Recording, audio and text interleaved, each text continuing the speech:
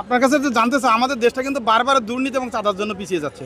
এখন সামনে কোন দল ক্ষমতায় আসলে আমরা সেই দুর্নীতি এবং চাঁদামুক্ত একটি দেশ পাবো? জি, আমি আমার দৃঢ় বিশ্বাস আমরা বিগত দিনে ভালো ছিলাম। আর আমার এখনো বিশ্বাস আহ, আওয়ামী লীগ সরকার আবারও যদি তাদের ক্ষমতায় আসে, ইনশাল্লাহ আমরা দুর্নীতিমুক্ত চাঁদাবাজ মুক্ত সুন্দর একটা বাংলাদেশ আবার ফিরে পাবো ইনশাল্লাহ, এটা আমার দৃঢ় বিশ্বাস। আচ্ছা, শুক্রিয়া আল্লাহ। আসসালামু আলাইকুম, আপনি কেমন আছেন? ওয়ালাইকুম সালাম রহমতুল্লাহ বরকাতুহ। আমাদের দেশটা তো দুর্নীতি আর চাঁদার জন্য বারবার পিছিয়ে যাচ্ছে। এখন দুর্নীতি এবং চাঁদামুক্ত দেশ পাবে বাংলার জনগণ কোন দল ক্ষমতায় আসলে? মুক্তিযোদ্ধা হিসাবে এইটুকু বলতে চাই, আমার বাড়ি কুষ্টিয়া, আমার বাড়ি থেকে স্বাধীনতা যুদ্ধ শুরু হয়েছিল।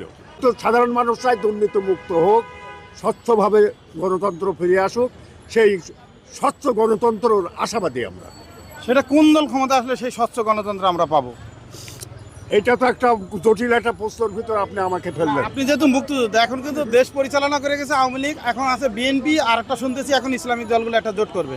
এখন বিএনপি আর ইসলামিক দলগুলো এই দুইটার মধ্যে কোনটা আসলে সেটা পারবে দুর্নীতি? আমি কিন্তু আমার কথা আমি বলে দেব, ৭১-এ যারা বিরোধিতা করছে তারা এখন প্রধান, ৭১-এ যারা বিরোধিতা করছে, এই জামাত কর যত কিছুই বলেন, তাদেরও ক্ষমা প্রার্থনা করে রাজনীতিতে আসতে হইব। তারা তো ক্ষমা প্রার্থনা করে না। ওই শান্তি, বাজারে যাই শান্তি নাই, ঘরে আসি শান্তি নাই, জামাই রিস্কা যায় টাকা পায় না, কোথায় শান্তি? ৩০ টাকার চাল খাই, ৭০ টাকায় কিনা, তো শান্তিটা আমাকে কই আছে? বড় লোকের শান্তি, আমাকে শান্তি আছে? দেশটা তো আগের থেকে পচাইছে, দেশটা তো আর উন্নত নাই। বাজারে যাই ১০০ টাকার নিচে সবজি নাই, আঙ্গ মতো গরিবেরা মাছ খেতে পারি না, মাছ তো চোখেই দেখি না, তা আমাকে কি শান্তি দিছে কও? ইলিশ মাছ কতদিন আগে খেয়েছে? ইলিশ মাছ তো এই বছর চোখেই দেখি নাই। মাছে ভাতে বাঙালি হইলাম কোথাতে? আমরা আগে ছিলাম, এখন নাই। এখন আলু ভর্তায় ডাইলে বাঙালি, মাছ তো চোখে দেখি না। বাবা সত্য কথা বলছি, কোনো মিথ্যা কথা বলি নাই। আচ্ছা, গরিবের এখন জাতীয় মাছ কোনটা? ইলিশ। বড় লোকের ফ্রিজে ঢুকে, আমাকে আমাকে পেটে ঢুকতে পারে না বাবা। সপ্তাহে একদিন খাই, বছরে খাইতে পারি না। মদিরে দেয়, বড় লোকে নেয়, তা আমরা পাবো কোথার থেকে? আমরা গুড়া পোনা মাছও খাইতে পারি না। আগে খুব সস্তায় খাইতাম, মানে আমরা তো না খাই মরতে হইব। আমি কালকে ১৫০ টাকা বাজার করে আমরা 4টা মানুষ খাইছি এক বেলা না খায়া থাকা। এখন ট্রাফিকের বালতিও দাম দেয় না, সার্জেন্টও বালতিও দাম দেয় না। কেলিকেটা না, আগে ওকে বাসি ফুট দিলেই গাড়ি থাইমে যেত, অনগরে চুটকিটা গাড়ি জায়গা। আমরা দিন কামাই দিন খাই। আমার একটা কিস্তি আছে, আবার মনে করেন আমার ছোট মেয়ে অসুস্থ, এই যে গাড়িটা নিয়ে সকাল থেকে বাইরে আইছি, আমি ৩০০ টাকা মারছি। আর বা কালকে রাত ফোয়ালে আমার ১৫০০ টাকা কিস্তি। আমার এই গাড়ি জমা, আমার ঘরে খাবার, এটা আমি কইতে যোগান দেবো। আর দ্বিতীয় কথা হলো কাঁচা তরকারির যে জাম বাড়া বাড়তেছে, মানে আমরা তো না খাই মরতে হইব, এটি কিনা ছাড়া। একটা লাউ আমরা কিনছি ৩০ টাকা ৩৫ টাকা, অনেক লাউ আমাকে কিনতে হয় ৯০ টাকা ১০০ টাকা। তা আমরা খামু কেমনি? ১০ টাকা কাঁচামরিচ দেয় না, ১০ টাকা পেঁয়াজ দেয় না। হ্যাঁ, আগে খুব সস্তায় খাইতাম আমরা, অবশ্যই আমরা আগে সস্তায় খেতাম। আমরা সব কিছু ২০ টাকা ৩০ টাকা কিনতে পারতাম। এখন মনে করেন ৫০ টাকা হলো আমরা কিনতে মানে হিমশিম খাওয়া যাই 3টা জিনিস কিনতে। তাই আমরা ১০০ টাকা কামাই কী করবো, আর ৫০০ টাকা কামাইলে আমাকে কী হয়? আমাদের ইনকাম একেবারে ইন টোটাল কম। কেমন আছেন? ওয়ালাইকুম আসসালাম, ভালো আছি।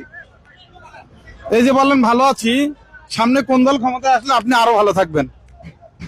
সামনে কোন দল আসবে? যে দল চলে গেছে আমার মনে হয় ওই দল আসলে ভালো থাকবো। বাংলাদেশ আওয়ামী লীগ। আওয়ামী লীগের ভালো দিক বলেন, কি কি ভালো দিক? অনেক দিকই ভালো। আমরা নিরাপত্তায় ছিলাম, শৃঙ্খলায় ছিলাম, এত বিশৃঙ্খলা ছিল না। আমাদের ব্যবসা বাণিজ্য ভালো ছিল, সব দিক দিয়ে মোটামুটি ভালো ছিল। সব ভালো ছিলেন? হ্যাঁ।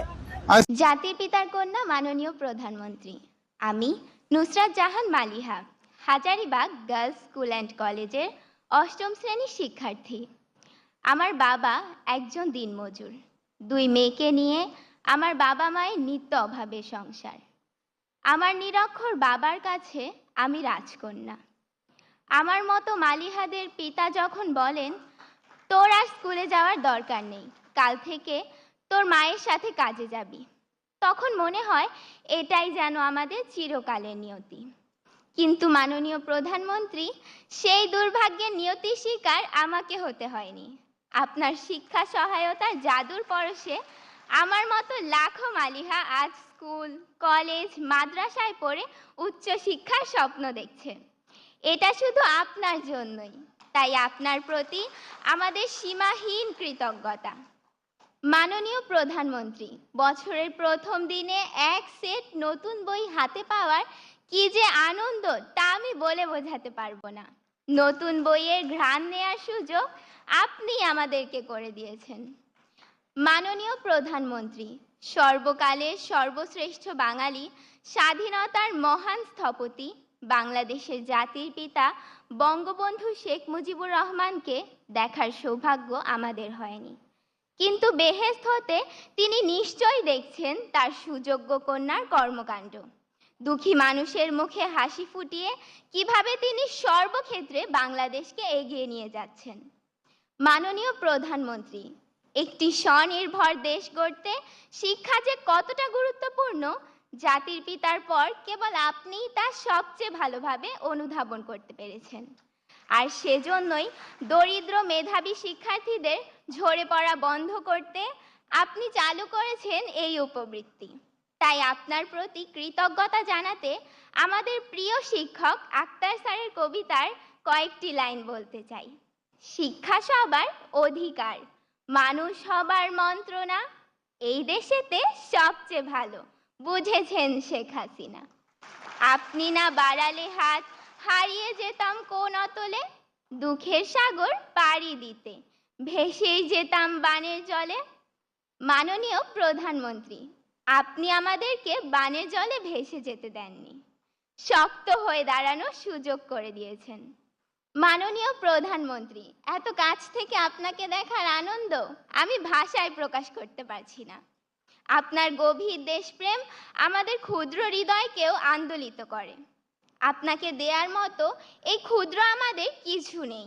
আমরা দুই হাত তুলে মহান আল্লাহর কাছে আপনার সুস্বাস্থ্য ও দীর্ঘ জীবন কামনা করছি। আপনার স্নেহের ছোঁয়ায়, মায়ের মমতায় আমরা যাতে স্মার্ট বাংলাদেশের স্মার্ট নাগরিকে পরিণত হতে পারি, ভবিষ্যতে দেশের জন্য কিছু করতে পারি, আপনার কাছে সেই দোয়া প্রার্থনা করি।